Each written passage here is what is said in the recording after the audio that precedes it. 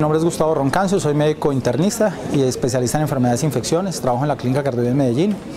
Y como tal, en la mañana de hoy me solicitaron hablar sobre puntos clínicos en el abordaje del paciente anciano con infección. Entonces, en el paciente anciano hay 3 puntos importantes. Uno, definir fiebre en un anciano. La literatura clásicamente dice que es temperatura más de 37.5 en una toma única oral o más de aumento de 1.1 grados centígrados sobre la temperatura previa. También incluye que el paciente tenga más de 37.2 varias veces en el día o una temperatura rectal por encima de 37 grados, sabiendo que la temperatura por timpanometría es muy similar a rectal cuando está por encima de 36 grados. Un punto importante a destacar es que si el paciente anciano tiene más de 38.5 grados centígrados de temperatura, la situación implica usualmente un peor pronóstico, así como cuando tenemos hipotermia, de una manera similar a lo que ocurre en neonatos y lactantes. Por otra parte, las infecciones en el paciente anciano son complejas, derivado de que no siempre tenemos una clínica clara. Vemos muchas infecciones urinarias o muchos casos que son tratados como infección urinaria cuando no necesariamente lo son.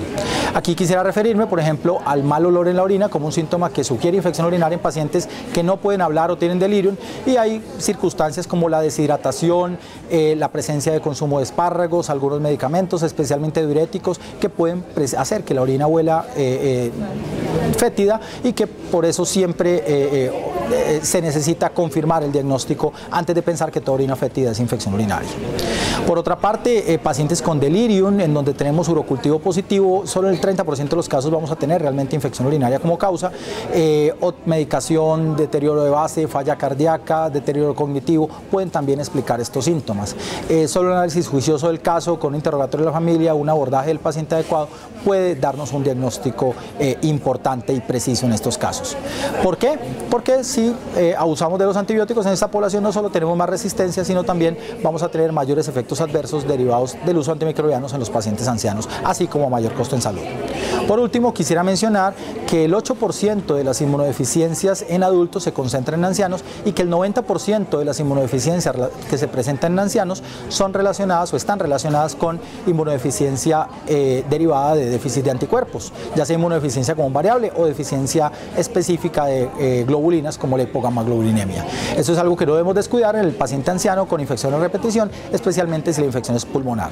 Por último, no debemos olvidarnos del paciente anciano que puede llegar a tener o sufrir de VIH, en donde muchas veces minimizamos esta posibilidad, nos da pena interrogarlos, nos da pena preguntar sobre su vida sexual, y ocasionalmente tenemos pacientes que, ya sea por pérdida de peso o por infecciones a repetición, vamos a encontrar con diagnóstico de VIH estando con más de 65 o 75 años. Nuestro perfil epidemiológico probablemente nos va a llevar a eso. Les agradezco mucho, muy amables.